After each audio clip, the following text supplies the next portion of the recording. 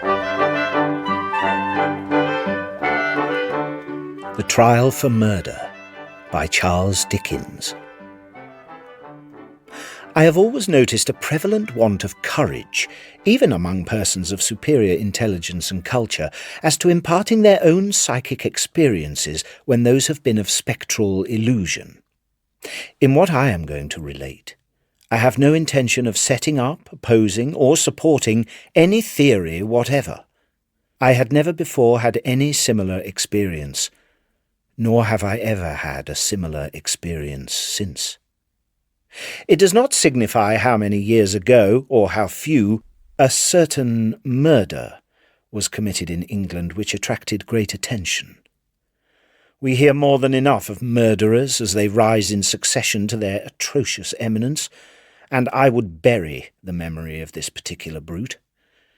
When the murder was first discovered, no suspicion fell on the man who was afterwards brought to trial. It is essential that this fact be remembered. Unfolding at breakfast my morning paper, containing the account of that first discovery, I found it to be deeply interesting, and I read it with close attention.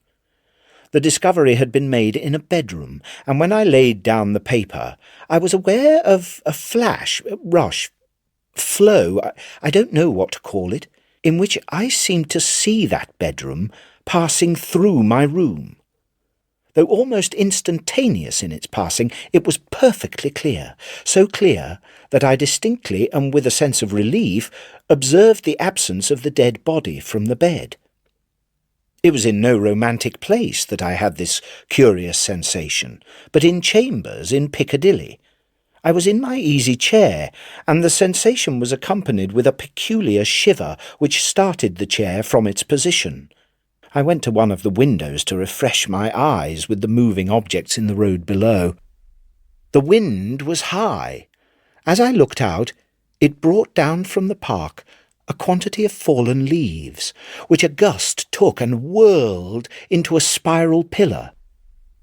As the pillar fell and the leaves dispersed, I saw two men on the opposite side of the way. They were one behind the other. The foremost man often looked back over his shoulder. The second man followed him, with his right hand menacingly raised. In passing before my windows, both men stared up at me. I saw their two faces very distinctly, and I knew that I could recognize them anywhere. Not that I had consciously noticed anything very remarkable in either face, except that the man who went first had an unusually lowering appearance, and that the face of the man who followed him was of the colour of impure wax. As the circumstances of the murder gradually unravelling took stronger possession of the public mind, I kept them away from mine by knowing as little about them as was possible. But I knew that a verdict of wilful murder had been found against the suspected murderer, and that he had been committed to Newgate for trial. I was standing in my bedroom late one night, facing towards the closed door of my dressing-room. I saw it open, and a man look in who very earnestly beckoned to me. That man was the man who had gone second of the two along Piccadilly, and whose face was the colour of impure wax. The figure drew back and closed the door. With no longer pause than was made by my crossing the bedroom, I opened the dressing-room door and looked in. I felt no inward expectation of seeing the figure in the dressing-room, and I did not see it there. Reflecting on it, I was absolutely certain that I had never seen that face before except on the one occasion in Piccadilly. At daylight I fell into a heavy sleep, from which I was awakened by my servant John Derrick coming to my bedside with a paper in his hand.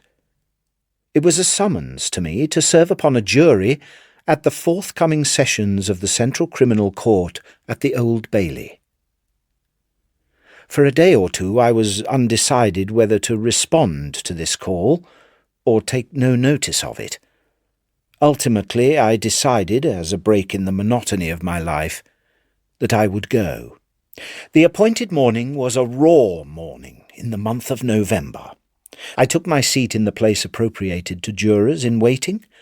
Soon afterwards the judges, 2 in number, entered and took their seats. The buzz in the court was awfully hushed. The direction was given to put the murderer to the bar. He appeared, and in that same instant I recognized in him the first of the 2 men who had gone down Piccadilly. If my name had been called then, I doubt if I could have answered to it audibly. But it was called about 6th or 8th in the panel, and I was by that time able to say, "Here." Now observe.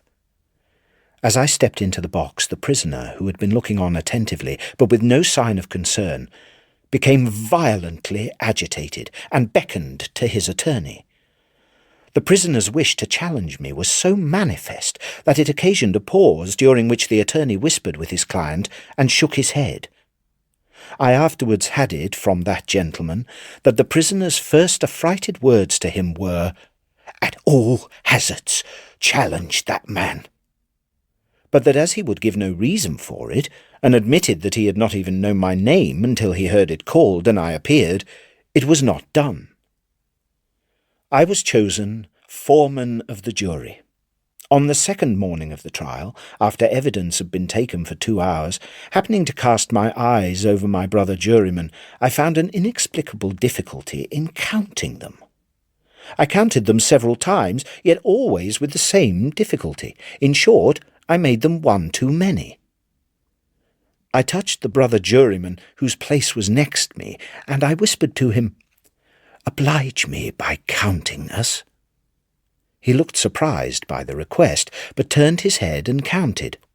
"Why," says he suddenly, "we're 30... But no, it's not possible. No, we are 12. According to my counting that day, we were always right in detail, but in the gross we were always 1 too many. There was no appearance, no figure to account for it, but I had now an inward foreshadowing of the figure that was surely coming. The jury were housed at the London Tavern. We all slept in one large room, and we were constantly under the eye of the officer sworn to hold us in safe keeping. His name was Mr. Harker. When we turned into our 12 beds at night, Mr. Harker's bed was drawn across the door. On the night of the second day, not being disposed to lie down, and seeing Mr. Harker sitting on his bed, I went and sat beside him and offered him a pinch of snuff. As Mr. Harker's hand touched mine in taking it from my box, a peculiar shiver crossed him, and he said, "Who is this?" Following Mr. Harker's eyes and looking along the room, I saw again the figure I expected, the second of the 2 men who had gone down Piccadilly. I rose and advanced a few steps, then stopped and looked round at Mr. Harker. He was quite unconcerned, laughed, and said in a pleasant way, "I thought for a moment we had a 13th juryman without a bed. But I see it is the moonlight." Making no revelation to Mr. Harker, I watched what the figure did. It stood for a few moments by the bedside of each of my 11 brother jurymen. It seemed from the action of the head merely to look down pensively at each recumbent figure. It took no notice of me or of my bed, which was that nearest to Mr. Harker's. It seemed to go out where the moonlight came in, through a high window, as by an aerial flight of stairs. Next morning, at breakfast, it appeared that everybody present had dreamed of the murdered man last night, except myself and Mr. Harker. I now felt as convinced that the second man who had gone down Piccadilly was the murdered man. Generally, when we were shut up together in Mr. Harker's custody, we had from the first naturally discussed the day's proceedings. On the 5th day, the case for the prosecution being closed, our discussion was more animated and serious. Among our number was a vestryman, the densest idiot I have ever seen at large, who met the plainest evidence with the most preposterous objections, and who was sided with by two flabby parochial parasites. When these mischievous blockheads were at their loudest, which was towards midnight, I again saw the murdered man. He stood grimly behind them, beckoning to me. On my going towards them and striking into the conversation, he immediately retired. Whenever a knot of my brother jurymen laid their heads together, and whenever their comparison of notes was going against him, he would solemnly beckon to me. The figure was now in court continually, and it never there addressed itself to me, but always to the person who was speaking at the time.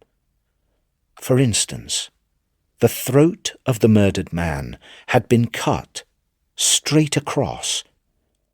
In the opening speech for the defence, it was suggested that the deceased might have cut his own throat. At that very moment, the figure, with its throat in the dreadful condition referred to, stood at the speaker's elbow, motioning across and across its windpipe, now with the right hand, now with the left, vigorously suggesting to the speaker himself the impossibility of such a wound having been self-inflicted. So with the venerable sagacious judge who conducted the trial. When the case was over, and he settled himself and his papers to sum up, the murdered man, entering by the judge's door, advanced to his lordship's desk and looked eagerly over his shoulder at the pages of his notes which he was turning. A change came over his lordship's face. His hand stopped. The peculiar shiver that I knew so well passed over him. He faltered. "Excuse me, gentlemen, for a few moments. I am somewhat oppressed by the vitiated air," and did not recover until he had drunk a glass of water. We retired to consider at 7 minutes before 10 at night. At length we prevailed, and finally the jury returned into court at 10 minutes past 12. The murdered man stood directly opposite the jury box. As I took my place, his eyes rested on me. He seemed satisfied, and slowly shook a great grey veil which he carried on his arm for the first time over his head and whole form. As I gave in our verdict, "Guilty," the veil collapsed, all was gone, and his place was empty.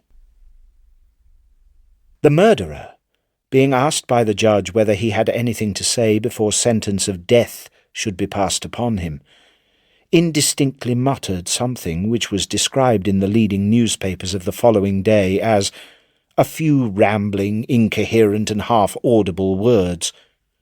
The remarkable declaration that he really made was this: "My lord, I knew I was a doomed man when the foreman of my jury came into the box.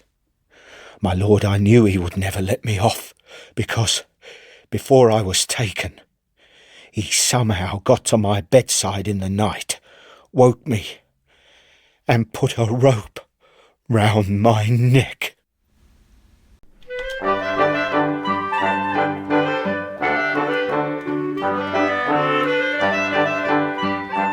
Chips, A Bargain with the Devil, by Charles Dickens.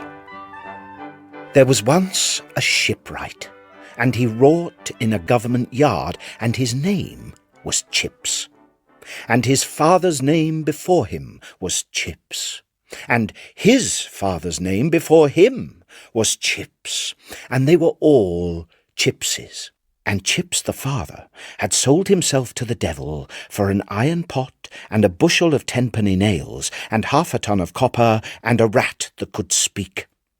And Chips the grandfather had sold himself to the devil for an iron pot and a bushel of tenpenny nails and 1/2 ton of copper and a rat that could speak. And Chips the great-grandfather had disposed of himself in the same direction on the same terms, and the bargain had run in the family for a long, long time.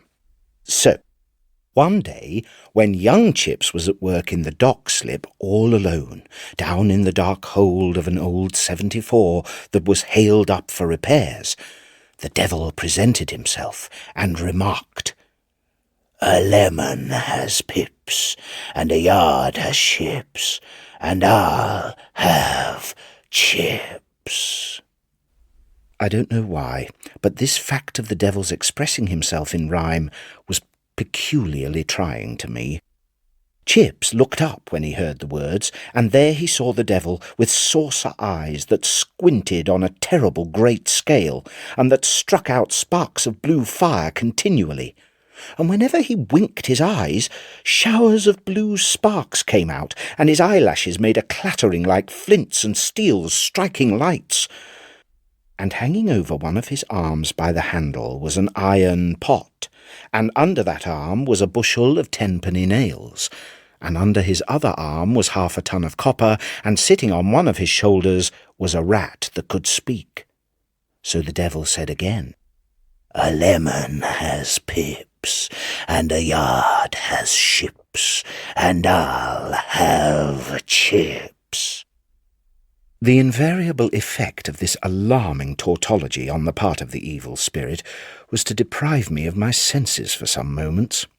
So Chips answered never a word, but went on with his work. "What are you doing, Chips?" said the rat that could speak.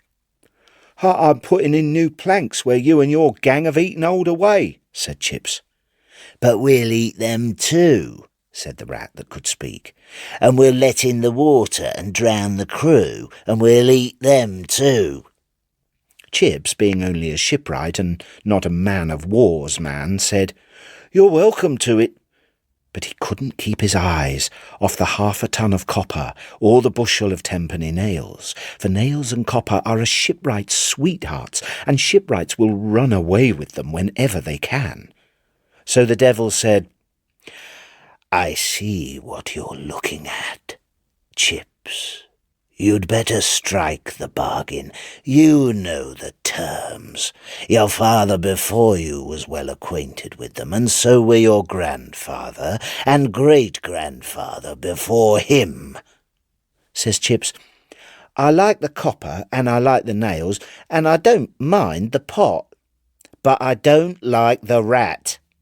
Says the devil fiercely, "You can't have the metal without him, and he's a curiosity. I'm going." Chips, afraid of losing the 1/2 ton of copper and the bushel of nails, then said, "Oh, give us hold." So he got the copper and the nails and the pot and the rat that could speak, and the devil vanished. Chips sold the copper, and he sold the nails, and he would have sold the pot, but whenever he offered it for sale, the rat was in it, and the dealers dropped it and would have nothing to say to the bargain. So Chips resolved to kill the rat. And, being at work in the yard one day, with a great kettle of hot pitch on one side of him, and the iron pot with the rat in it on the other, he turned the scalding pitch into the pot and filled it full. Then he kept his eye upon it till it cooled and hardened, and then he let it stand for 20 days, and then he heated the pitch again and turned it back into the kettle, and then he sank the pot in water for 20 days more, and then he got the smelters to put it in the furnace for 20 days more, and then they gave it him out red hot, and looking like red-hot glass instead of iron. Yet there was the rat in it, just the same as ever, and the moment it caught his eye, it said with a jeer, "A lemon has pips, and a yard has ships, and I'll have chips." For this refrain I had waited since its last appearance with inexpressible horror, which now culminated. Chips now felt certain in his own mind that the rat would stick to him, and the rat, answering his thought, said, "I will, like pitch." Now, as the rat leapt out of the pot when it had spoken and made off, Chips began to hope that it wouldn't keep its word. But a terrible thing happened next day. For when dinner-time came, and the dock bell rang to strike work, he put his rule into the long pocket at the side of his trousers, and there he found a rat, not that rat, but another rat. And in his hat he found another, and in his pocket-handkerchief another, and in the sleeves of his coat, when he pulled it on to go to dinner, 2 more. And from that time he found himself so frightfully intimate with all the rats in the yard that they climbed up his legs when he was at work, and sat on his tools while he used them, and they could all speak to one another, and he understood what they said. And they got into his lodging, and into his bed, and into his teapot, and into his beer, and into his boots, and he was going to be married to a corn chandler's daughter, and when he gave her a workbox he had himself made for her, a rat jumped out of it, and when he put his arm round her waist, a rat clung about her, so the marriage was broken off, though the banns were already twice put up, which the parish clerk well remembers, for as he handed the book to the clergyman for the second time of asking, a large fat rat ran over the leaf. By this time a special cascade of rats was rolling down my back, and the whole of my small listening person was overrun with them. At intervals ever since, I have been morbidly afraid of my own pocket, lest my exploring hand should find a specimen or 2 of those vermin in it. You may believe that all this was very terrible to Chips, but even all this was not the worst. He knew besides what the rats were doing, wherever they were, so sometimes he would cry aloud when he was at his club at night, "Oh, keep the rats out of the convicts' burying ground, don't let them do that," or "There's one of them at the cheese downstairs," or "There's 2 of them smelling at the baby in the garret," or other things of that sort. And at last he was voted mad, and lost his work in the yard, and could get no other work. But King George wanted men, so before very long he got pressed for a sailor, and so he was taken off in a boat one evening to his ship, lying at Spithead ready to sail. And so the first thing he made out in her as he got near her was the figurehead of the old 74, where he had seen the devil. She was called the Argonaut, and they rode right under the bowsprit, where the figurehead of the Argonaut, with a sheepskin in his hand and a blue gown on, was looking out to sea. And sitting, staring on his forehead, was the rat who could speak, and his exact words were these: "Chips ahoy, old boy, we've pretty well eat them too, and we'll drown the crew, and we'll eat them too." Here I always become exceedingly faint, and would have asked for water, but that I was speechless. The ship was bound for the Indies, and if you don't know where that is, you ought to it, and angels will never love you. Here I felt myself an outcast from a future state. The ship set sail that very night, and she sailed and sailed and sailed. Chips's feelings were dreadful. Nothing ever equalled his terrors. No wonder. At last, one day, he asked leave to speak to the Admiral. The Admiral give leave. Chips went down on his knees in the great state cabin. "Your Honour, unless your Honour without a moment's loss of time makes sail for the nearest shore, this is a doomed ship, and her name is the Coffin." "Young man, your words are a madman's words." "Your Honour, no, they are nibbling us away." "They?" "Your Honour, them dreadful rats. Dust and hollowness where solid oak ought to be. Rats nibbling a grave for every man on board. Oh, does your Honour love your lady and your pretty children?" "Yes, my man, to be sure." "Then for God's sake make for the nearest shore, for at this present moment the rats are all stopping in their work, and are all looking straight towards you with bare teeth, and are all saying to one another that you shall never, never, never, never see your lady and your children more." "My poor fellow, you're a case for the doctor. Sentry, take care of this man." So he was bled, and he was blistered, and he was this and that for 6 whole days and nights. So then again he asked leave to speak to the Admiral. The Admiral give leave. He went down on his knees in the great state cabin. "Now, Admiral, you must die. You took no warning, you must die. The rats are never wrong in their calculations, and they make out that they'll be through at 12 tonight. so you must die with me and all the rest."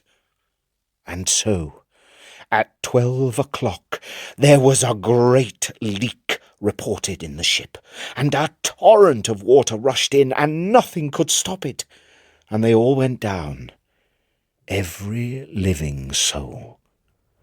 And what the rats, being water rats, left of Chips, at last floated to shore, and sitting on him was an immense overgrown rat, laughing, that dived when the corpse touched the beach and never came up. And there was a deal of seaweed on the remains. And if you get 13 bits of seaweed and dry them and burn them in the fire, they will go off like in these 13 words, as plain can be. "A lemon has pips, and a yard has ships, and I've got chips."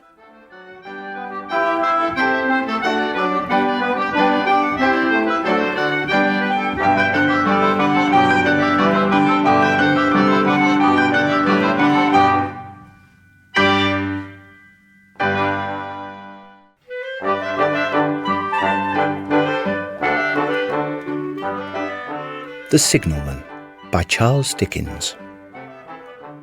"Halloa! Below there!"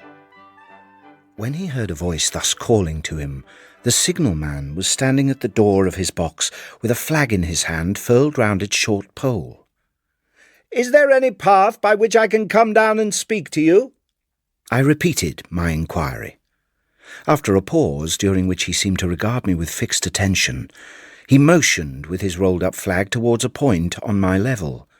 There, by dint of looking closely about me, I found a rough, zigzag, descending path, which I followed. Drawing nearer to him, I saw that he was a dark, sallow man, with a dark beard and rather heavy eyebrows. His post was in as solitary and dismal a place as ever I saw. So little sunlight ever found its way to this spot that it had an earthy, deadly smell, and so much cold wind rushed through it that it struck chill to me, as if I had left the natural world. There was something in the man that daunted me. He directed a most curious look towards the red light near the tunnel's mouth, and looked all about it as if something were missing from it, and then looked at me. The monstrous thought came into my mind as I perused the fixed eyes and the saturnine face, that this was a spirit, not a man. "You look at me," I said, forcing a smile, "as if you had a dread of me." "I was doubtful," he returned, "whether I'd seen you before." "Where?" He pointed to the red light he had looked at. "There?" I said. Intently watchful of me, he replied, but without sound, "Yes." "My good fellow, what should I do there? I never was there, you may swear." "I think I may," he rejoined. "Yes, I'm sure I may." His manner cleared, like my own. He replied to my remarks with readiness. Had he much to do there? Yes. That was to say, he had enough responsibility to bear, but exactness and watchfulness were what was required of him, and of actual work, manual labour, he had next to none.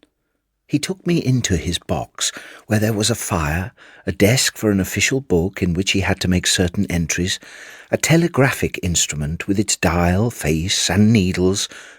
All that I have here condensed, he said in a quiet manner. Once he had to stand without the door and display a flag as a train passed and make some verbal communication to the driver. In the discharge of his duties, I observed him to be remarkably exact and vigilant, breaking off his discourse at a syllable and remaining silent until what he had to do was done. Said I, when I rose to leave him, "You almost make me think that I have met with a contented man. I believe I used to be so. But I am troubled, sir. I am troubled." "With what? What is your trouble?" "It's very difficult to impart, sir. It is very very difficult to speak of. If ever you make me another visit, I will try to tell you. But I expressly intend to make you another visit. Say, when shall it be? I go off early in the morning, and I shall be on again at 10 tomorrow night, sir. I will come at 11.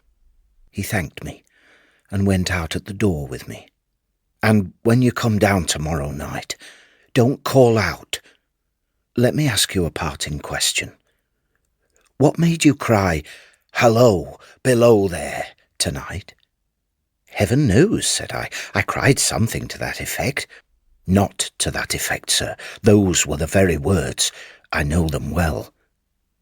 No doubt because I saw you below. For no other reason. What other reason could I possibly have? You had no feeling that they were conveyed to you in any supernatural way? No. He wished me good night. I walked by the side of the down line of rails until I found the path. Next night, punctual to my appointment, I placed my foot on the first notch of the zigzag as the distant clocks were striking 11. He was waiting for me with his white light on. "I've not called out," I said when we came close together. "May I speak now?" "By all means, sir." "Good night, then, and here's my hand." "Good night, sir, and here's mine." With that, we walked side by side to his box, entered it, closed the door, and sat down by the fire. "I've made up my mind, sir, that you shall not have to ask me twice what troubles me. I took you for someone else yesterday evening. That troubles me." "The mistake?" "No, that someone else." "Who is it?" "I don't know. I don't know. I never saw the face. One moonlight night," said the man, "I was sitting here when I heard a voice cry, 'Hello, below there.' I started up, looked from that door, and saw this someone else standing by the red light near the tunnel, waving. The voice seemed hoarse with shouting, and it cried again, 'Hello, below there, look out!' I caught up my lamp and ran towards the figure. It stood just outside the blackness of the tunnel. I advanced so close upon it that I wondered at its keeping the sleeve across its eyes. I ran right up at it and had my hand stretched out to pull the sleeve away when it was gone." "Into the tunnel?" said I. "No, I ran on into the tunnel, and I looked all round the red light with my own red light, and I went up the iron ladder to the gallery atop of it, and I came down again and ran back here. I telegraphed both ways. 'An alarm has been given. Is anything wrong?' The answer came back, 'Both ways. All well.'" Resisting the slow touch of a frozen finger tracing out my spine, I showed him how that this figure must be a deception of his sense of sight. That was all very well, he returned, but he begged to remark that he had not finished, and he slowly added, "Within 6 hours, the memorable accident on this line happened, and within 10 hours the dead and wounded were brought along through the tunnel over the spot where the figure had stood." A disagreeable shudder crept over me, but I did my best against it. It was not to be denied. I rejoined that this was a remarkable coincidence. "This," he said, "was just a year ago. 6 or 7 months passed, when one morning as the day was breaking, standing at the door, I looked towards the red light, and saw the spectre again." "Did it cry out?" "No, it was silent." "Did you go up to it?" "I came in and sat down, partly to collect my thoughts, partly because it had turned me faint. When I went to the door again, daylight was above me and the ghost was gone." "But nothing followed?" "That very day, as a train came out of the tunnel, I noticed at a carriage window a confusion of hands and heads, and something waved. I ran after it, and as I went along heard terrible screams and cries. A beautiful young lady, had died instantaneously in one of the compartments, and was brought in here and laid down on this floor between us. True, sir. True. Precisely as it happened, so I tell it you. I could think of nothing to say to any purpose, and my mouth was very dry. He resumed, Now, sir, mark this, and judge how my mind is troubled. The spectre came back a week ago. Ever since, it has been there now and again by fits and starts. At the light? At the danger light. What does it seem to do? He repeated, if possible, with increased passion and vehemence, that former gesticulation of, For God's sake, clear the way. It calls to me, for many minutes together, in an agonized manner.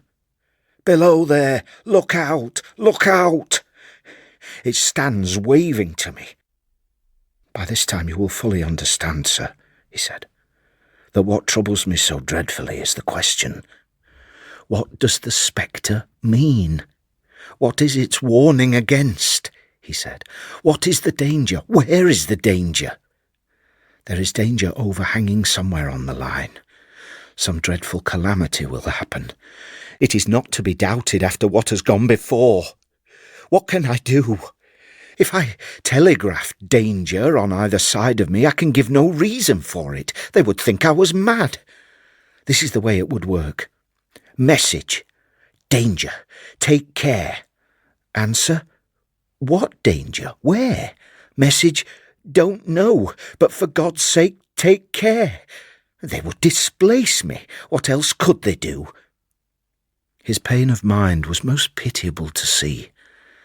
It was the mental torture of a conscientious man oppressed beyond endurance. I offered to stay through the night, but he would not hear of it. Next evening was a lovely evening, and I walked out early to enjoy it. The sun was not yet quite down when I traversed the field path near the top of the deep cutting. I looked down from the point from which I had first seen him.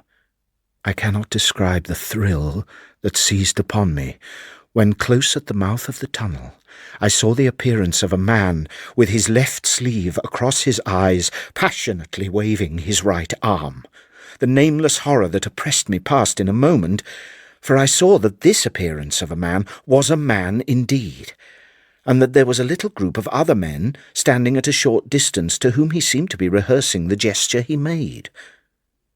With an irresistible sense that something was wrong, I descended the notched path with all the speed I could make. "What is the matter?" I asked the men. "Signalman. Killed this morning, sir." "Not the man belonging to that box?" "Yes, sir." "Not the man I know?" "You will recognize him, sir, if you knew him," said the man who spoke for the others, solemnly uncovering his own head and raising an end of the tarpaulin, "for his face is quite composed." "Oh, how did this happen? How did this happen?" I asked, turning from one to another. "He was cut down by an engine, sir. He'd struck the light and had the lamp in his hand. As the engine came out of the tunnel, his back was towards her, and she cut him down. Show the gentleman, Tom." The man stepped back to his former place at the mouth of the tunnel. "Coming round the curve in the tunnel, sir," he said. "I saw him at the opening. There was no time to check speed, and I knew him to be very careful. As he didn't seem to take heed of the whistle, I shut it off when we were running down upon him and called to him as loud as I could call." "What did you say?" "I said, 'Below there! Look out! Look out! For God's sake, clear the way!'" I started. I never left off calling to him. I put this arm before my eyes not to see, and I waved this arm to the last. But it was no use.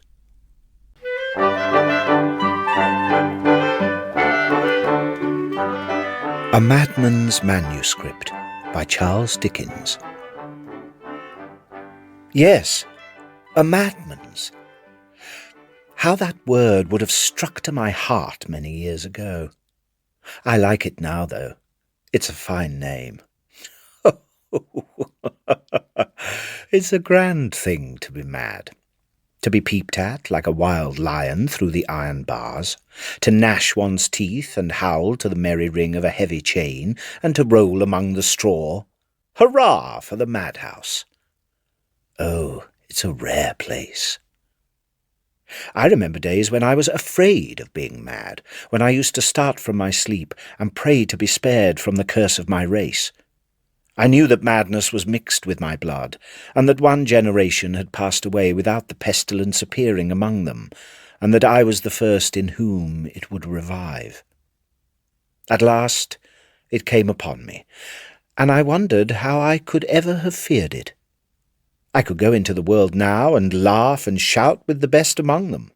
I knew I was mad, but they did not even suspect it. And how I used to laugh for joy when I was alone, and thought how well I kept my secret, and how quickly my kind friends would have fallen from me if they had known the truth.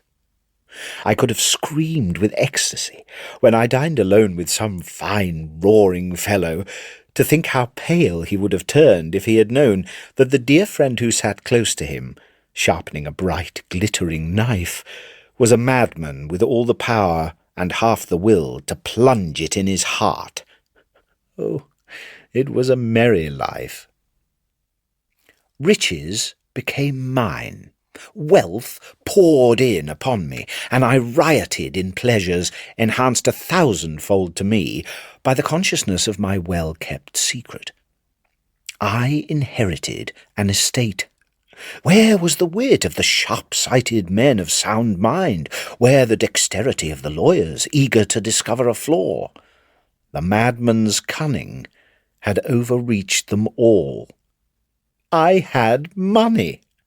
How I was courted! I spent it profusely. How I was praised! How those 3 proud, overbearing brothers humbled themselves before me!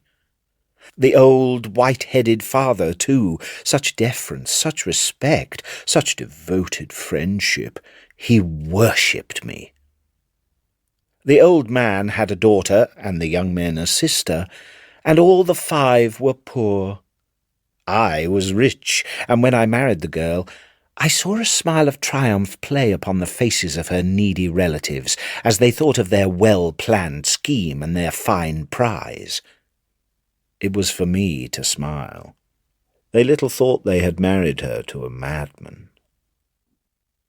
In one thing I was deceived with all my cunning. If I had not been mad, for though we madmen are sharp-witted enough, we get bewildered sometimes, I should have known that the girl would rather have been placed stiff and cold in a dull leaden coffin than born an envied bride to my rich glittering house. I should have known that her heart was with the dark-eyed boy, whose name I once heard her breathe in her troubled sleep, and that she had been sacrificed to me to relieve the poverty of the old white-headed man and the haughty brothers. I know the girl was beautiful. I know she was. For when I start up from my sleep, and all is quiet about me, I see, standing still and motionless in one corner of this cell, a slight and wasted figure, with long black hair and eyes that fix their gaze on me. That figure never moves. It never frowns and mouths as others do, but it is much more dreadful to me. For nearly a year, I saw that face grow paler. I saw the tears steal down the mournful cheeks and never knew the cause. I found it out at last, though. She had never liked me. I had never thought she did. She despised my wealth and hated the splendour in which she lived, but I had not expected that she loved another. This I had never thought of. I did not hate her, though I hated the boy she still wept for. I pitied the wretched life to which her relations had doomed her, but the thought that before her death she might give birth to some ill-fated being, destined to hand down madness to its offspring, determined me. I resolved to kill her. Oh, the pleasure of stropping the razor day after day, feeling the sharp edge and thinking of the gash, one stroke of its thin, bright edge would make. At last the old spirits, who had been with me so often before, whispered in my ear that the time was come, and thrust the open razor into my hand. I grasped it firmly, rose from the bed, and leaned over my sleeping wife. Her face was buried in her hands. I withdrew them softly, and they fell listlessly on her bosom. She had been weeping, for the traces of the tears were still wet upon her cheek. I leaned forward again. She screamed and woke. One motion of my hand, and she would never again have uttered cry or sound. But I was startled, and drew back. Her eyes were fixed on mine, and I quailed beneath them. She rose from the bed, still gazing fixedly and steadily on me. I trembled. The razor was in my hand, but I could not move. She made towards the door. As she neared it, she turned and withdrew her eyes from my face. The spell was broken. I bounded forward and clutched her by the arm, uttering shriek upon shriek. She sank upon the ground. I could have killed her without a struggle, but the house was alarmed.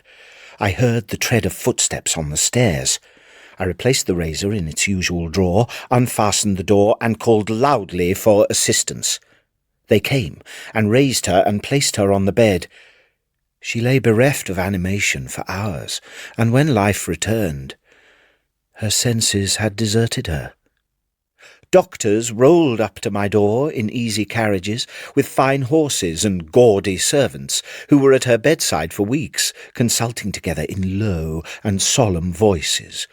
One, the cleverest and most celebrated, took me aside, and bidding me prepare for the worst, told me, the madman, that my wife was mad. I laughed till the air resounded with my shouts. The white-headed old man followed her to the grave, and the proud brothers dropped a tear over the insensible corpse of her whose sufferings they had regarded in her lifetime with muscles of iron. All this was food for my secret mirth, and I laughed behind the white handkerchief which I held up to my face as we rode home, till the tears came into my eyes.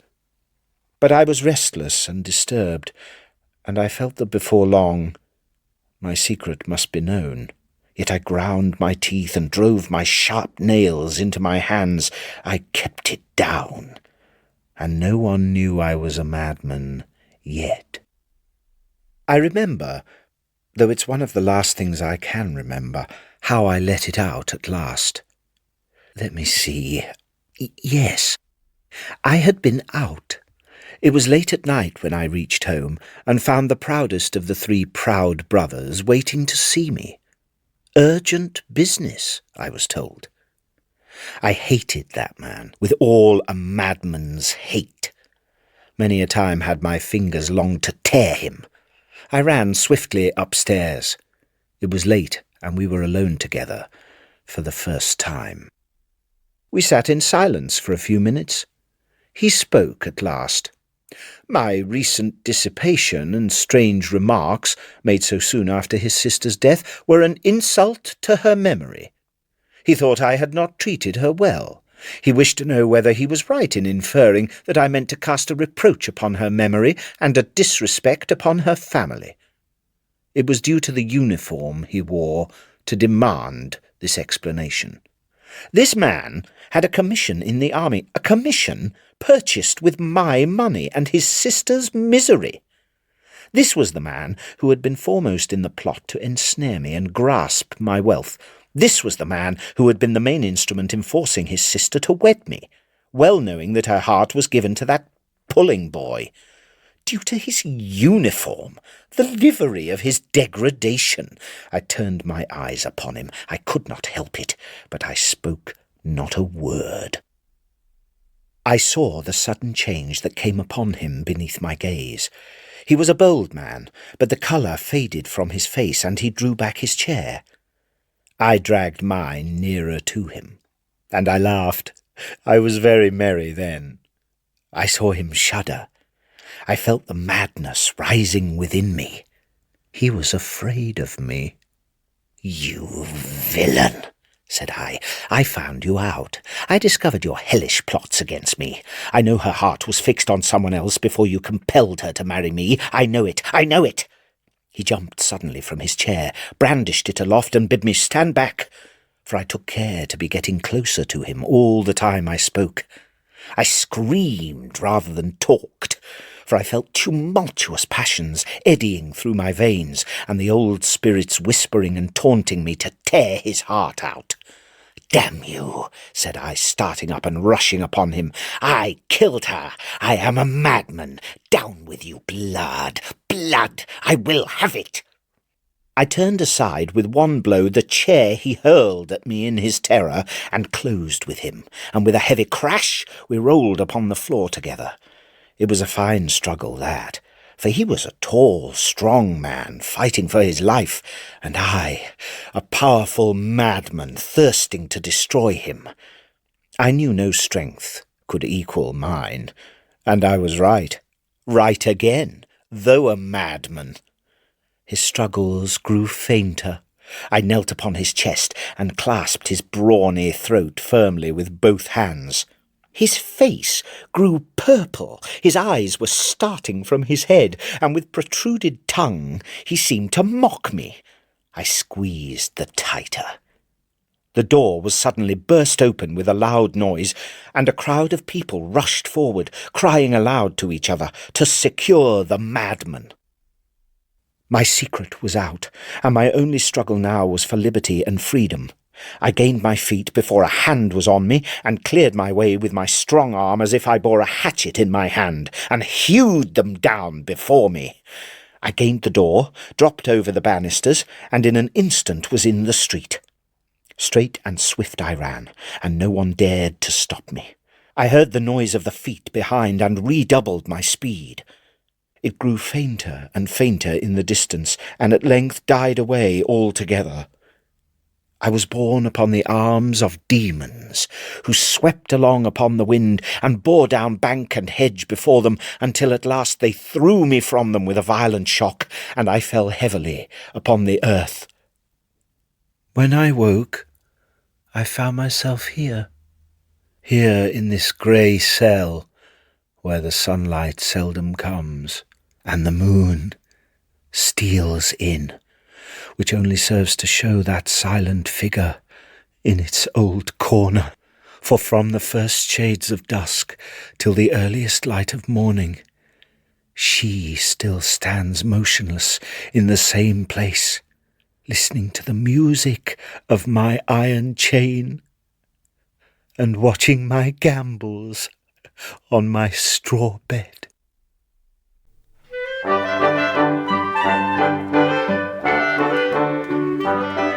The Queer Chair by Charles Dickens. One winter's evening, just as it began to grow dusk, a man in a gig might have been seen urging his tired horse along the road which leads across Marlborough Downs. The weather was so bad that nothing was out but mud and water. "Cheer up, old girl," said Tom.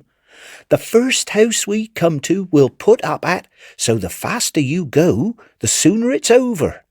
So-ho, old girl, gently, gently." Tom had no sooner finished speaking than she started forward at a speed which made the clay-coloured gig rattle until she drew up of her own accord before a roadside inn about 1/4 of a mile from the end of the downs. In less than 5 minutes, Tom was ensconced in the room opposite the bar before a substantial, matter-of-fact, roaring fire. But this was not all, for in the bar, seated at the nicest possible little table, drawn close up before the brightest possible little fire, was a buxom widow of somewhere about 48 or thereabouts, with a face as comfortable as the bar, landlady and supreme ruler over all these agreeable possessions. There was only one drawback to the beauty of the whole picture, and that was a tall man in a brown coat and bright basket buttons, and black whiskers and wavy black hair, who was seated at tea with the widow, and who, it required no great penetration to discover, was in a fair way of persuading her to be a widow no longer. Tom Smart was by no means of an envious disposition, but somehow or other the tall man did rouse what little gall he had, and did make him feel that the tall man was as high in the widow's favour as he was in size. Tom was fond of hot punch.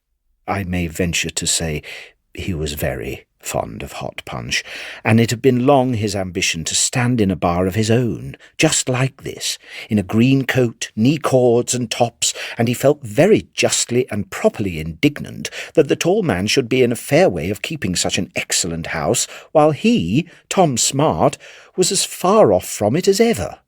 So, after deliberating over the 2 last tumblers, Tom Smart at last arrived at the satisfactory conclusion that he was a very ill-used and persecuted individual, and had better go to bed. It was a good large room, with big closets and a couple of oaken presses that would have held the baggage of a small army. But what struck Tom's fancy most was a strange, grim-looking, high-backed chair, carved in the most fantastic manner, with a flowered damask cushion and round knobs at the bottom of the legs carefully tied up in red cloth. "Well," said Tom, "I never saw such a rum concern as that in my days," and looked at the chair again. He couldn't make anything of it, though, so he got into bed and fell asleep.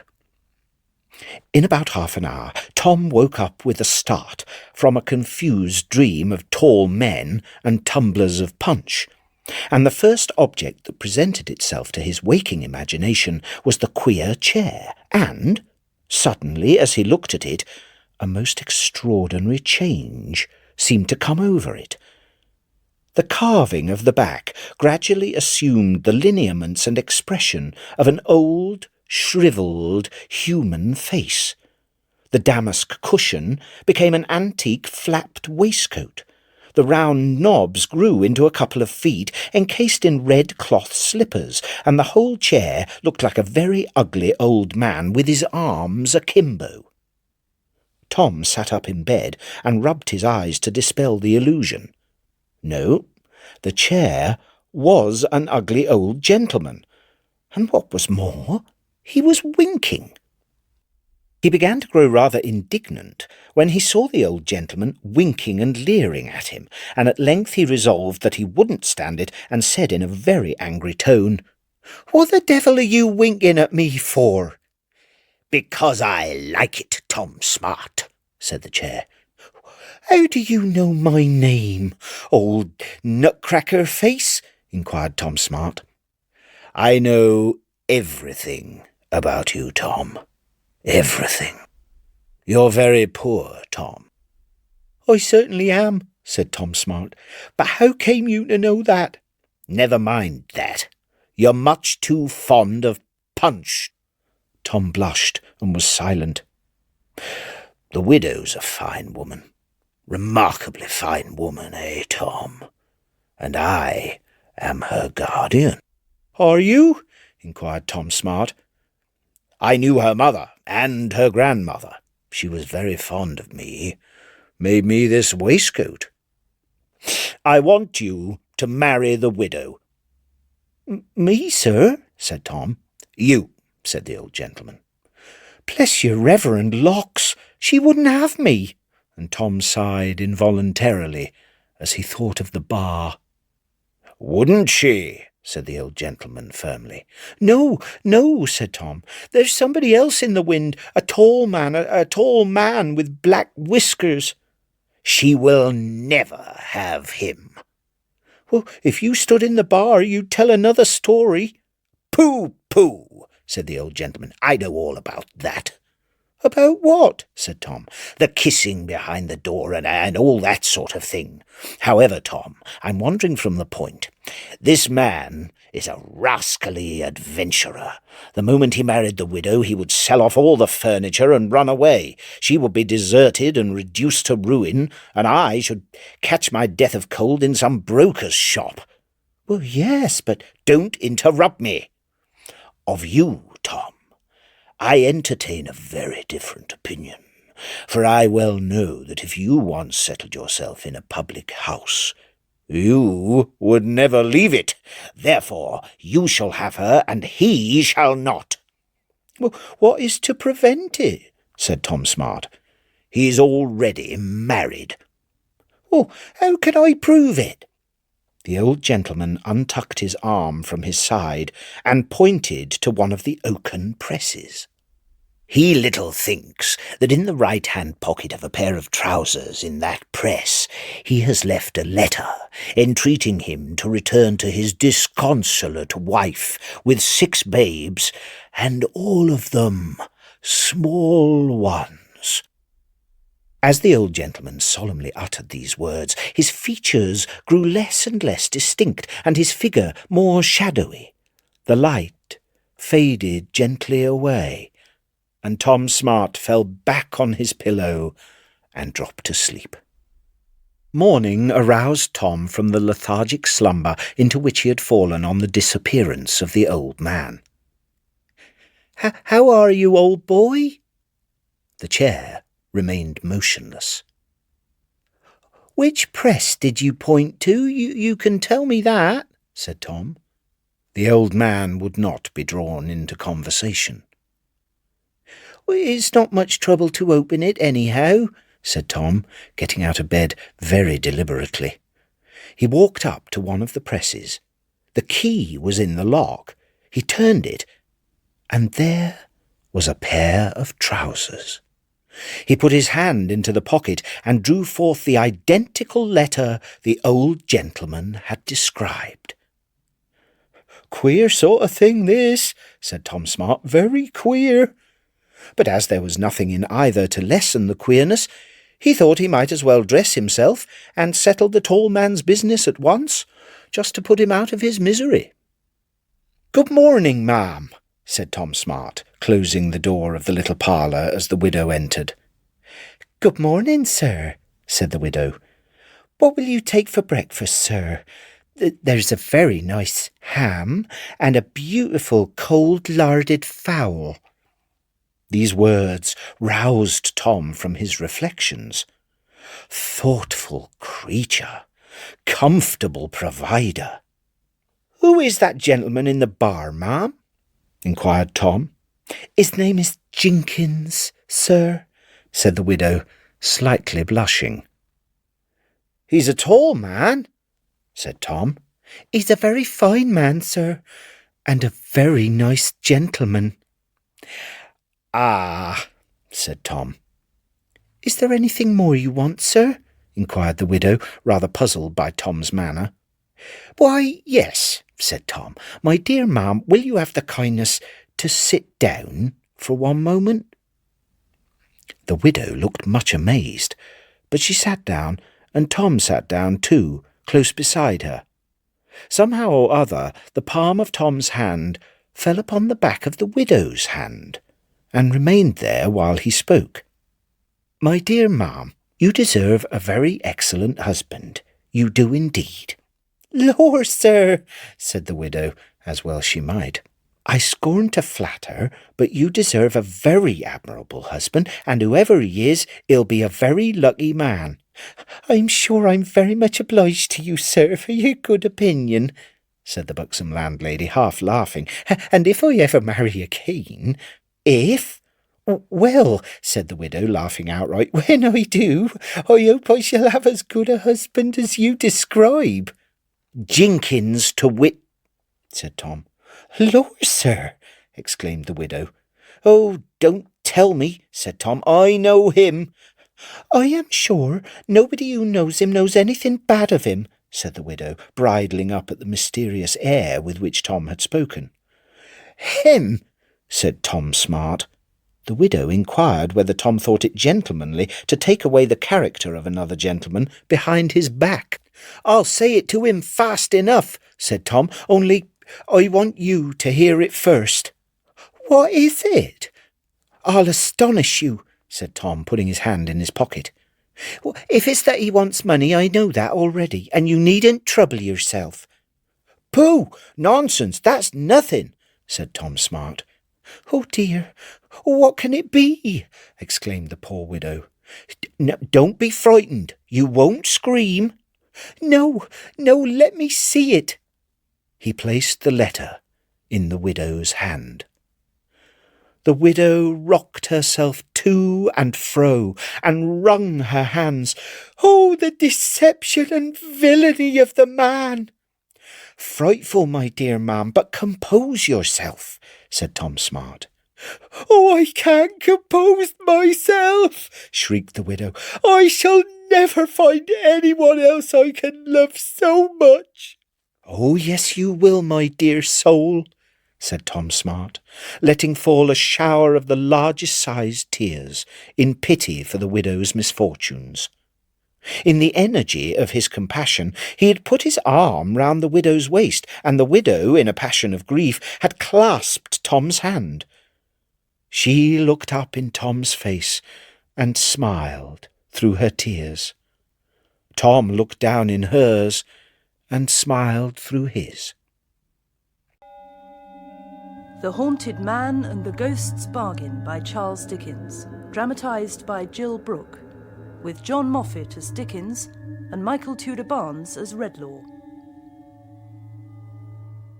It is now some time since the publication of this, my last Christmas book, but I think it will repay one more telling. Everybody said Mr. Redlaw looked like a haunted man. Who could have seen his hollow cheek and sunken eye, his black-cloaked figure, his grizzled hair hanging seaweed-like about his face, but might have said he looked like a haunted man.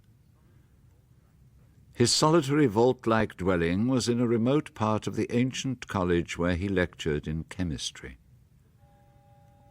You should have seen him in his chamber about twilight, in the dead winter time, when he sat gazing at the shadows in the fire.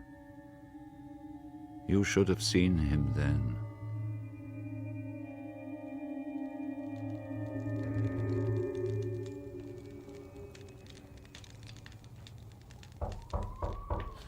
Who's that? Come in. William Swidger, sir. Come to light your lamp and set the table. I'm humbly fearful, Mr. Redlaw, that your supper's a good bit past the time tonight, sir. But my wife has been taken off her legs so often by the wind that it's a mercy she got home at all. Yes. That's what I always say myself, sir. Such as many of us Swidgers. Pepper. Why, there's my father, Philip Swidger, superannuated caretaker of this institution. 87 years old, he's a Swidger. Spoon. True, William. And then you come to his successor as caretaker, my unworthy self, Salt. Then you come to all my brothers and their families, Knife and Fork. Why, what with cousins, uncles and aunts, the Swidgers, tumblers, might take hold of hands and make a ring round England. So it's all for the best. Mrs. William and I have no child of our own. And the butter. Mrs. William said she'd dish in 10 minutes. I am quite ready. Mrs. William's been at it again, sir. Not satisfied with being a sort of mother to all the young gentlemen that come to attend your lectures, she's been and went and... Sir. Here she is, sir, and my father. Good evening. What is that the old man has in his arms? Oh, holly, sir, to decorate your room. When I first came here, it was a pleasure to know that one of our benefactors left money in his will to buy holly for garnishing the walls and windows come Christmas. You recollect his picture that hangs in our great dinner hall? Sedate gentleman with a peaked beard and a ruff round his neck and a scroll below him, in old English letters, "Lord, keep my memory green." Freshening up the bare rooms with these branches and berries keeps my memory green, sir. Oh, come away, my dear. Mr. Redlaw won't settle to his dinner otherwise. I wish you good night, sir, and hope... Oh, stay. William, what were you going to tell me concerning your excellent wife? Why, sir, Mrs. William's got her eye on me. You're not afraid of Mrs. William's eye, are you? Why, no, sir, but I wouldn't like to... Millie, him, you know, down in the buildings, my love. I asked William not to mention it. It's a poor, hard-working young gentleman, sir, one of your students who is too ill to go home this holiday time and lives down in Jerusalem buildings. That's all, sir. Why have I not heard about him? Give me my hat and coat. What house? What number? If he's one of my students, I must help him. Oh, you mustn't go there, sir. It couldn't be thought of. Why not? Well, sir, the young gentleman would never have made his situation known to one of his own sex. They all confide in Mrs. William. They all trust her. There is good sense in what you say, William. So, take him this, Millie. Oh, dear, no, sir. Not money. Couldn't be dreamed of. He said that of all the world he would not receive help from you, though he is a student in your class. I can't tell why, sir, for I know he is lonely and lacking comforts, but he is engaged to be married when he can afford it. How very dark it seems in here. It's turned colder, too. William, my boy, turn up the lamp and rouse the fire. Yes, Father. He was muttering in his sleep yesterday afternoon about some great wrong that could never be forgiven. Not content with being like a mother to him, sir. When she was coming home tonight, Mrs. William goes and finds a creature more like a wild beast than a child, shivering upon her doorstep. What does she do but bring it home to dry it and feed it? It's sitting in the old lodge chimney corner, staring at our fire as if its eyes would never shut again. God bless you, Millie. I will consider what I can do to help, but I'll not detain you any longer now. Good night. I thank you, sir. William, you take the lantern, lead the way. I'm forever stumbling down these long, dark passages. Good night, sir. Good night, Mr. Redlaw. Good night, sir. As Redlaw sat musing in his chair alone, he did not notice the healthy holly that withered on the wall and dropped dead branches. The gloom and shadow thickened and slowly formed an awful likeness of himself. The living man and the animated image of himself dead looked upon the other. This was the dread companion of the haunted man. Spirit of myself, why do you come to haunt me like this? I come when you called me. I am the one miserably poor and neglected in his youth, who studied and strove and suffered that he might gain knowledge. Remember, I too am that man. A stranger took my father's place when I was a child, and my parents cast their offspring loose early, as birds do. In this struggle upward, I found a friend, Longford. Though he had money and I none, we worked together side by side, and I bestowed all my affection and trust on him. Not all. I also had a sister. Did Longford love my sister as she loved him? I think he did once. Let me forget it. At that time, a pretty young girl entered my life too, and a dream of love arose in my own heart as well as in my sister's, though I was still too poor to think of marriage. But as I strove to climb the ladder of success, what visions of the future did I see? I saw them again in the fire. Pictures that were delusions. For my rich friend came between me and my dear love and won her for himself. My sister's frail universe was shattered by Longford's betrayal. She lived to see my ambition rewarded, but then died, gentle as ever, and concerned only for me, her brother, and my loss. Early unhappiness, a wound from someone I trusted, and a loss that nothing can replace live longer in the mind than dreams. Thus memory is a curse, and if I could forget my sorrow and my wrong, I would. If I could forget, I would. My life is darkened by that incessant whisper. Then hear what I offer. Forget the sorrow, wrong and trouble you have known. I have the power to cancel their remembrance, to leave only faint traces that will soon die out. If I agree to this, what else shall I lose? No results of study. Only the feelings and associations nourished by your banished recollections. Decide before the opportunity is lost. One moment. I call heaven to witness that I have never hated anyone. If I have made too much of all that might have been and too little of what is, the evil has fallen on me and not on others. Yes, I will close the bargain. I will forget my sorrow, wrong, and trouble. Then it is done. But remember, the gift that I have given, you shall give again, go where you will. You shall destroy the power of memory in all whom you approach. Destroy the power of memory. With a terrible smile upon its face, the phantom melted before him and was gone. As his memories slowly began to fade, Redlaw was still conscious of the science that he taught.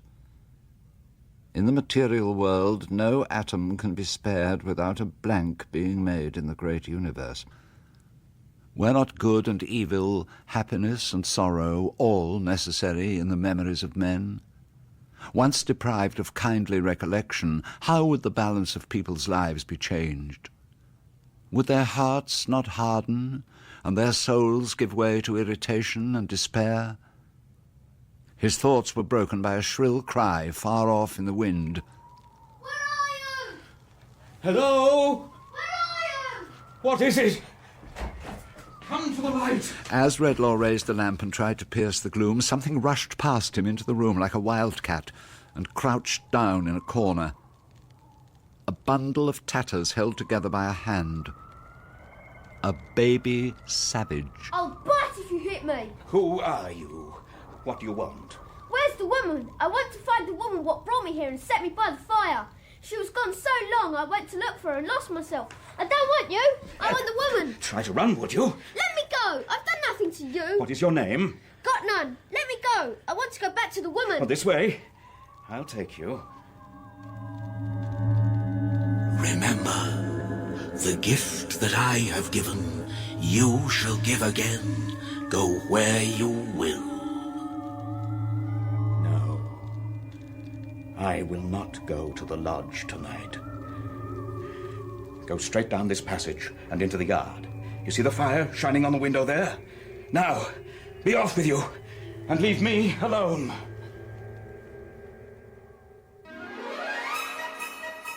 Tetterby's the Newsagent's was the corner shop in Jerusalem Buildings.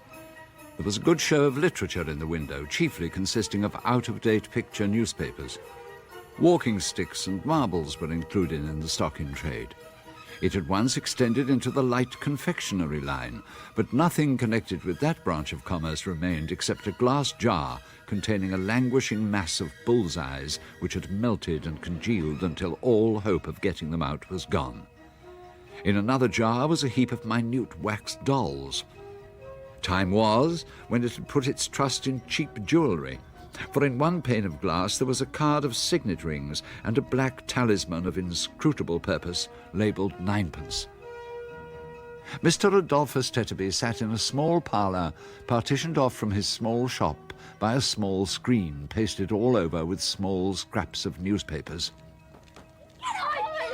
In company with this small man were a number of marauding small boys, fighting and arguing and scuffling in and out of bed. You bad boy. Little Johnny Tetterby was tottering to and fro, considerably affected in his knees by the weight of a very large baby, his only sister Sally. It was a very Moloch of a baby, which usually roved from door to door in its brother's arms. He was content to stagger about with it like a very small porter with a very large parcel. Oh, ain't you any feeling for your poor father after a hard winter's day, but you must wither his rest with your vicious tricks? Isn't it enough, sir, that your big brother, young Dolphus, is toiling and moiling in the cold to sell his newspapers, and you rolling in the leper luxury with a baby and everything you could wish for? But must you make a wilderness of home and maniacs of your parents? Must you, Johnny? Hey? There. Don't take on so. Hey, your brother's late tonight, Johnny. He'll come home like a lump of ice. And what's keeping your precious mother? Here's Mother now. And Dolphus too, Father. Ah, yes, that's the footstep of my little woman. I must have a sit down. Hey, are you very wet, young Dolphus, my boy? Come and dry yourself by the fire. No, Father, thank you. I ain't very wet. Does my face shine much, Father? Johnny, hang up my bonnet and shawl and fetch me the tablecloth, will you? Yes, Mother. Oh, dear me. Dear me, that's the way the world goes. Which is the way the world goes, my dear? Oh, nothing. Oh, dear me. Dear me, dear me. Oh, that's the way the world goes. My duck, you said that before. Which is the way the world goes? Oh, nothing. Sophia, you said that before, too. Well, I'll say it again if you like. Oh, nothing. There now. My little woman, what's put you out? Who said I was put out? I never did. Boys, your supper'll be ready in a minute. Your mother has been out in the wet all the way to the cook's shop to buy it. It was very good of her to do so, eh? Oh, how could I go and behave so? Oh. I'm sure, my love, coming home, that I had no more idea than the baby. Johnny, don't look at me, but at her, or she'll fall out of your lap and be killed, and then you'll die in agonies of a broken heart and serve you right.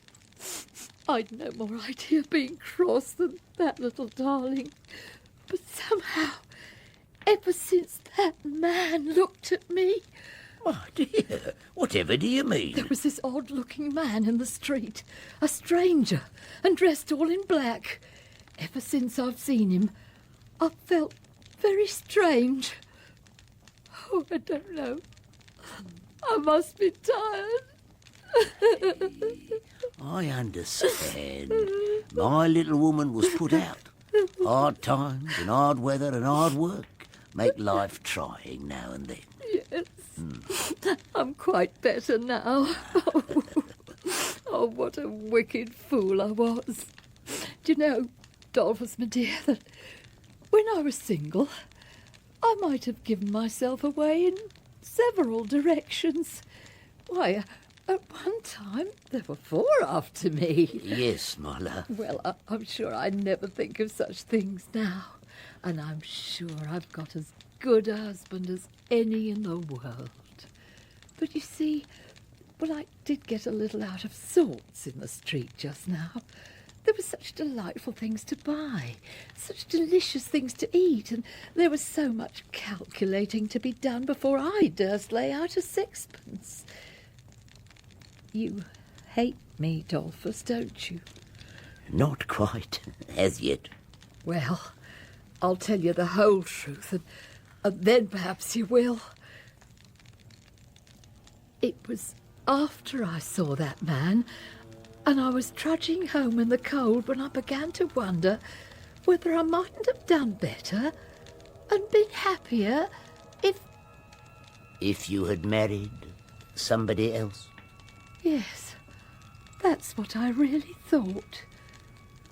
Do you hate me now, Dolphus? Why, no. Not as yet. Oh,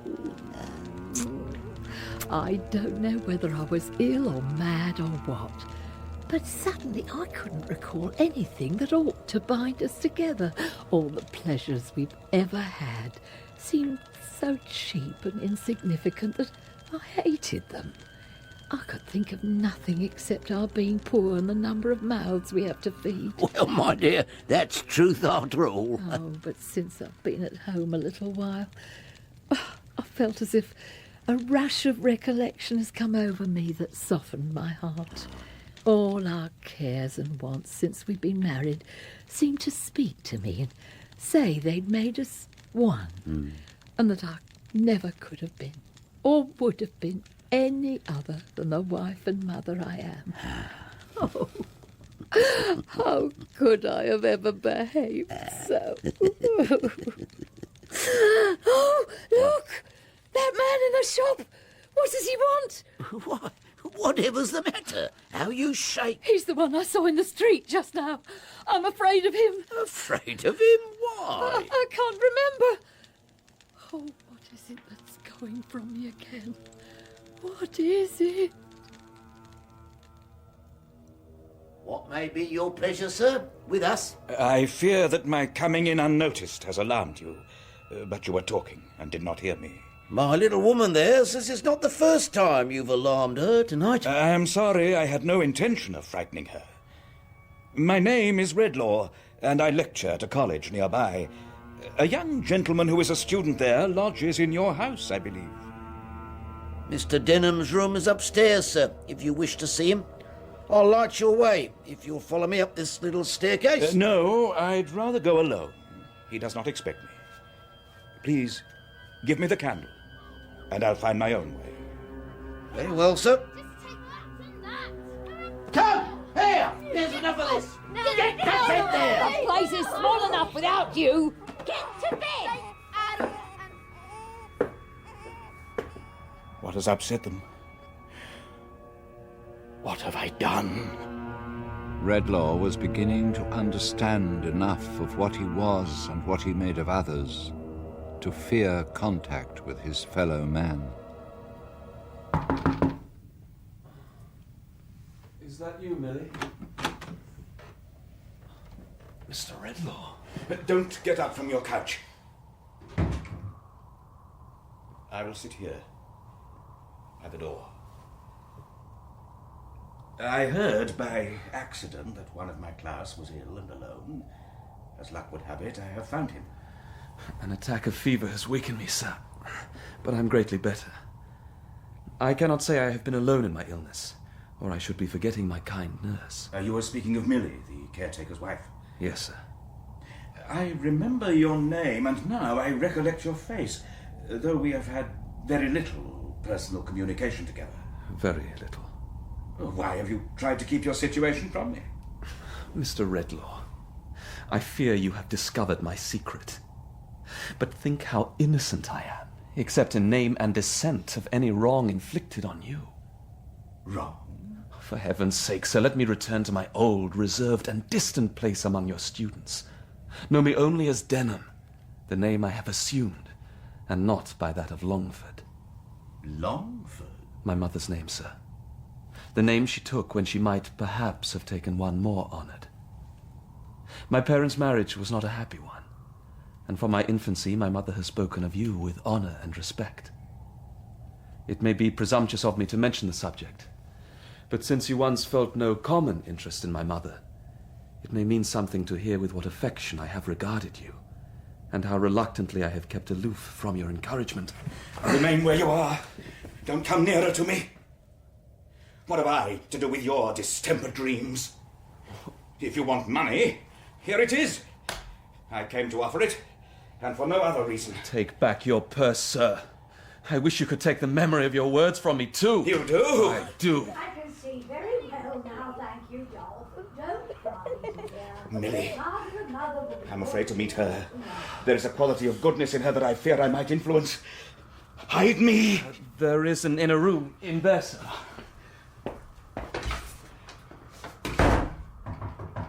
Come in.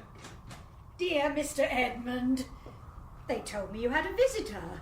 As you see, Millie, there is no one else here. Then I'll sit with you a while.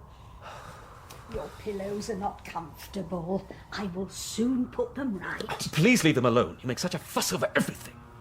I'm sure health will seem more precious to you after this illness than it has ever been, Mr. Edmund. I've seen you so touched by the kindness of the poor people downstairs. You must have thought that without some trouble and sorrow, we should never know half the good there is around us. The people downstairs will be paid for any little extra service they may have rendered me. I can't be made to feel more obliged to them by your exaggerating the case, Millie. I am much obliged to you, too. What more do you want? I have had an indisposition which your solicitude makes a great deal more of than it merits, and now it's over. Would you rather be alone, Mr. Edmund? You don't seem yourself at the moment. There is no reason to detain you. If you should need me, I will come back willingly. But you mustn't be afraid that I shall be troublesome to you. You owe me nothing. Good night, Mr. Edmund. What I have overheard sickens me. Oh, what have you done? What change have you wrought in me? Give me back myself. Give me back myself. I am infected. I am infectious. Where I felt interest, compassion, sympathy, I am turning into stone. Selfishness and ingratitude spring up in my footsteps. But I am not sunk so low that I cannot hate the wretches I transform. As Redlaw spoke, the young man caught at his cloak, but he threw him off and struck him before rushing wildly into the cold night air, where the phantom's words loomed in the darkness. The gift that I have given, you shall give again, go where you will. As he was going along, Redlaw recollected that of those with whom he had communicated since the phantom's disappearance, only the boy who had rushed into his room had shown no sign of being changed. He determined to seek out the wild thing, to prove if this were so, and hurriedly directed his steps back to the keeper's lodge. Get up, boy. You have not forgotten me. You let me alone. This is the woman's house, not yours. Where is the woman's husband and the old man? Out. Something's the matter. They were sent for in a hurry and told me to stop here. Come with me, and I'll give you more shillings than you ever saw. Do you know the way back to where you came from? I'm not going to take you there. Let me be, or I'll heap some live coals at you. Listen, boy. You may take me where you please, but take me where the people are very miserable or very wicked. I want to do them good by making them forget, not harm them. Give me some money first. Oh. There. Now come. Redlaw followed the savage creature, who led the way, shifting his money from his hand into his mouth and back again, and stealthily rubbing it bright upon his shreds of clothes.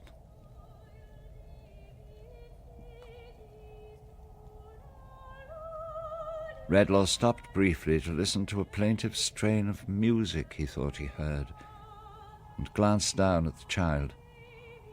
He shuddered as he saw with horror that the expression on the boy's face was the same as his own, without humanity or pity.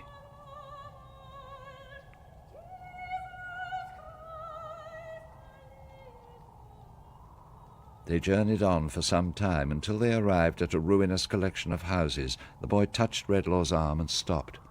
He pointed to one house where there were lights in the windows and a dim lantern in the doorway with "Lodgings for Travellers" painted on it.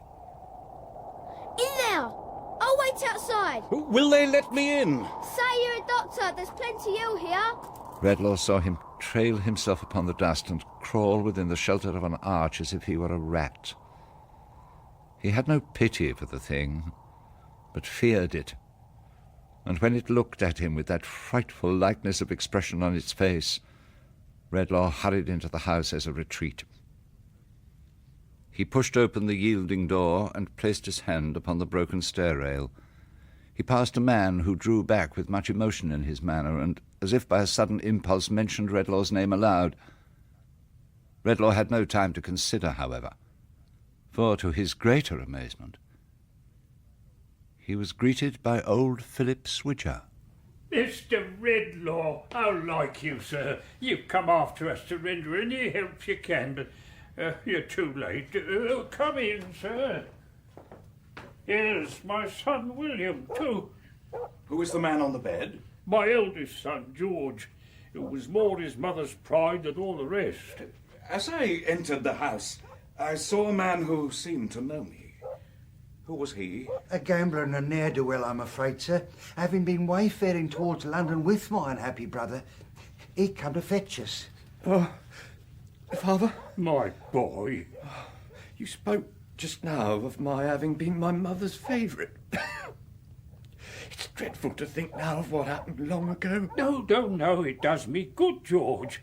Your mother loved you dearly, and with her last breath said, "Tell him I forgave him, blessed him, and prayed for him." Those were her words to me, and I've never forgotten them, though I'm 87. Do I see a man in a black cloak over there? Why, yes, George. It's Mr. Redlaw. Oh, ask him to come here. My time is very short, but what I can do right, I'll try to do. Mr. Redlaw, there was another man here just now. I saw him downstairs. Oh, he's penniless and destitute. Look after him. Lose no time. I know he has it in mind to kill himself. Don't you know him? Don't you remember? No, Then, damn you! To the devil with you! William, come away from here. We'll go home. Are you going to leave your son? That's no son of mine. No such wretch as that has any claim on me. My children are pleasant to look at, and they're useful and wait upon me. I've a right to it. I'm 87. You're old enough to get no older. I don't know what good you are. We could have a deal more pleasure without you. The cold eye with which William now regarded his father impressed itself no more on Redlaw's observation.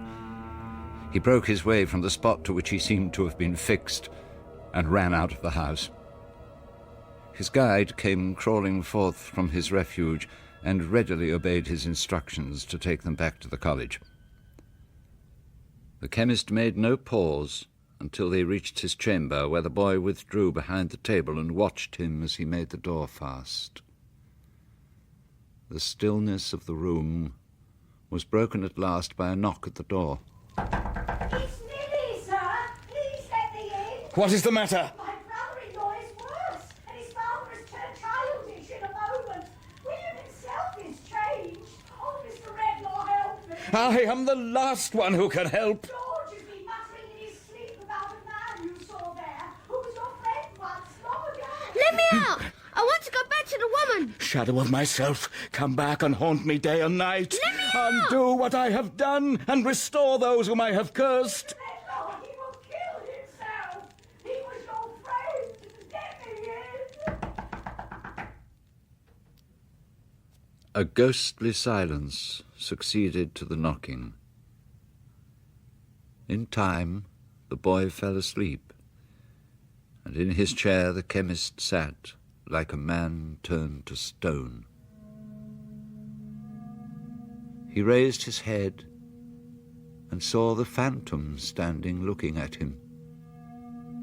It was not alone, but was that really Millie beside it, smiling down on the sleeping child? Do not bring her here. This is merely a shadow.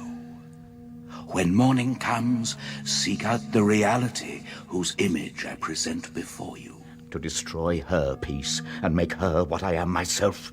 I have said, seek her out. Nothing more. Can she set right the wrongs I have done? Seek her out. I will obey you. But there is one thing I would ask. Why has this child been proof against my influence? This wretched creature has been abandoned since birth to a worse condition than the beasts, and has received no humanizing touch to make a softening memory of sorrow or wrong spring up in its hardened heart. Woe tenfold to the nation that counts its monsters such as this by hundreds and thousands. He is the perfect example of what you chose to become, and you can banish nothing from his memory.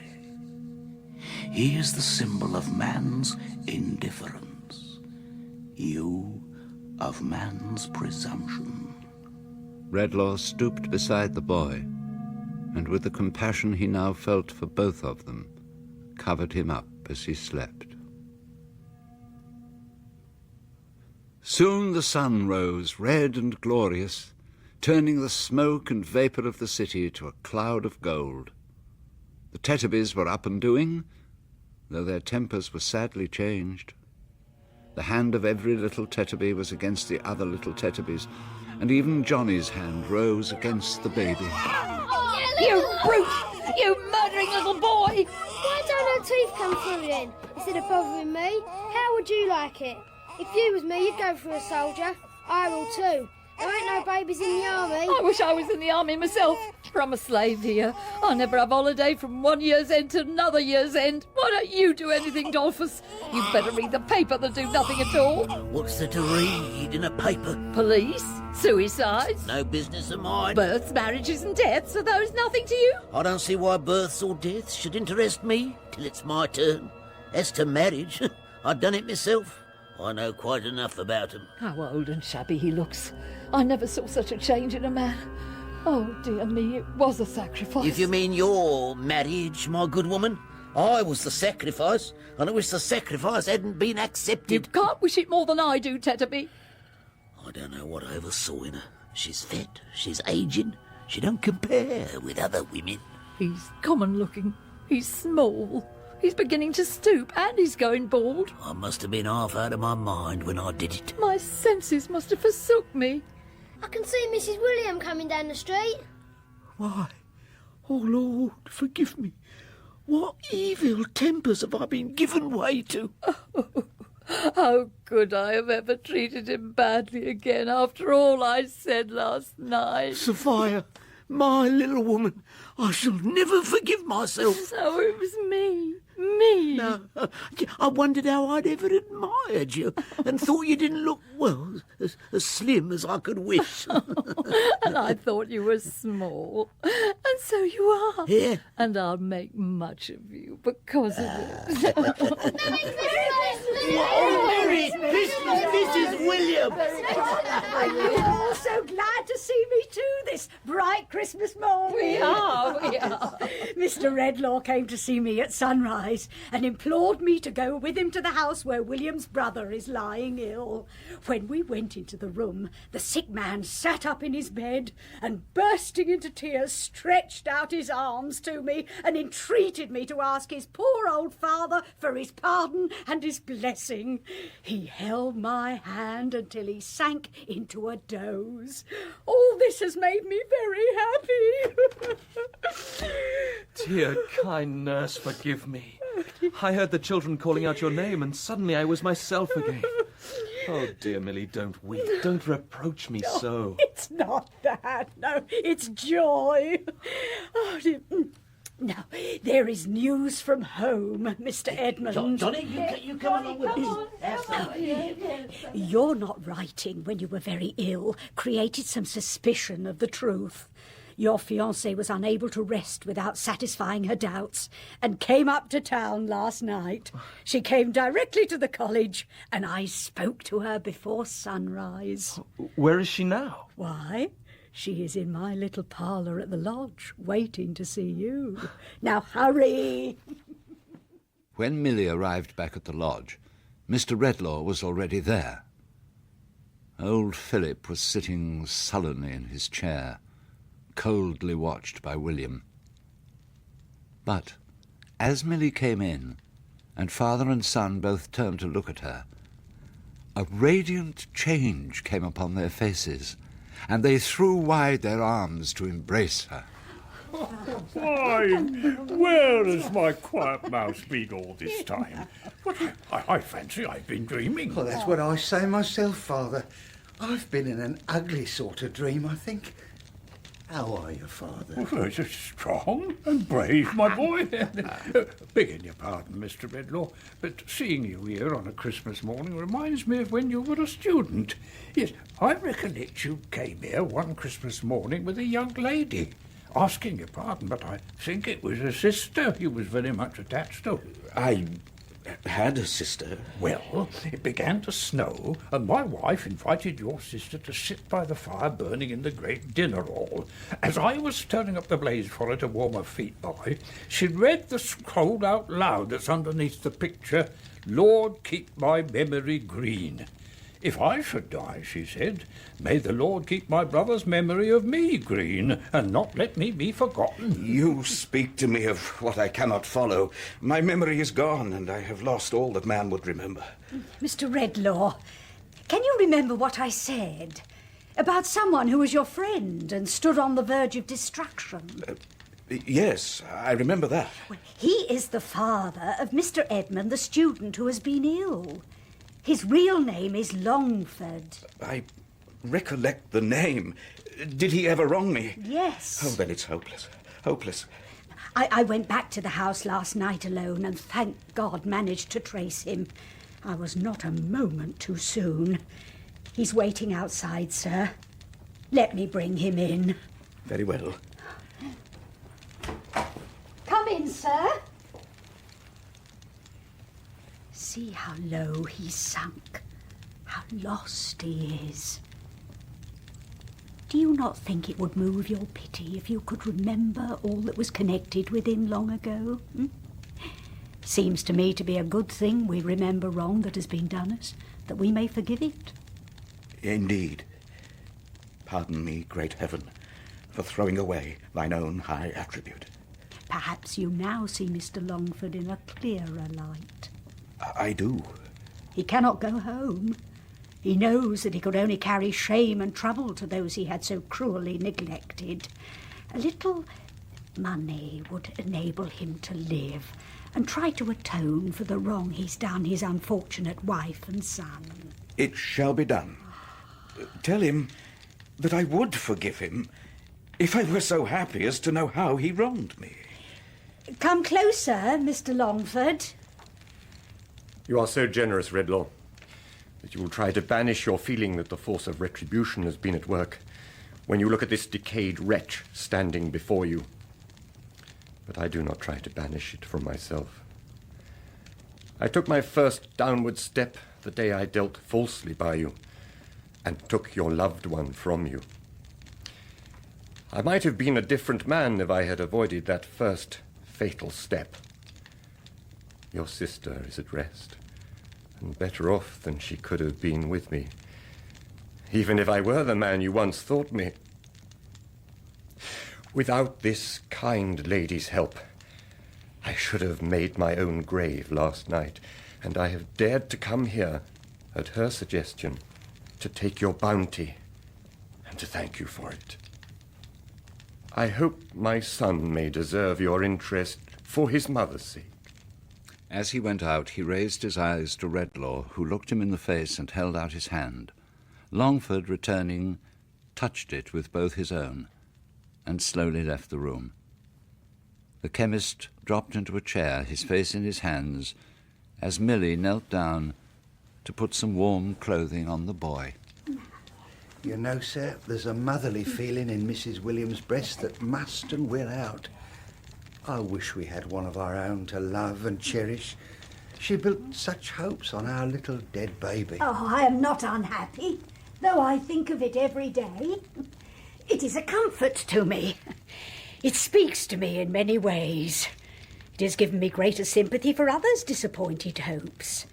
When I see a beautiful child, I love it all the better, thinking my child might have been like that, and I am proud and happy.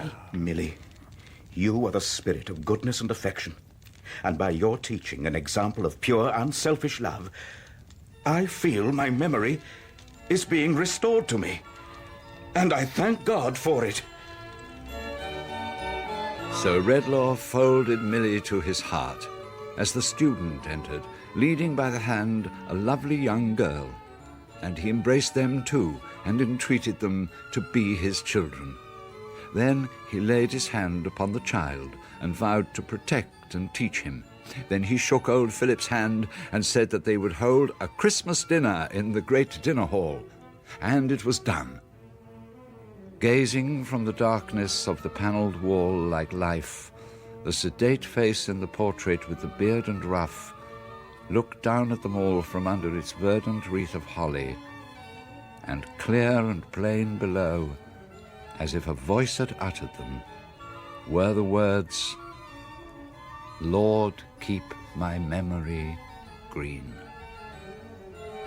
In The Haunted Man and the Ghost's Bargain by Charles Dickens, dramatised for radio by Jill Brooke, Charles Dickens was played by John Moffat, Redlaw Michael Tudor Barnes, and Millie Swidger Dilys Lay. William Swidger Ronald Herdman, Philip Swidger Godfrey Kenton, George Swidger Timothy Carlton, Adolphus Tetterby Timothy Bateson, Sophia Tetterby Maxine Audley, Johnny Tetterby Stuart Heath, Adolphus Tetterby Jr. Winston Eade, the boy Ricky Belsham, and Denham Andrew Winkert. The play was produced by Glyn Dearman and directed by Kay Patrick.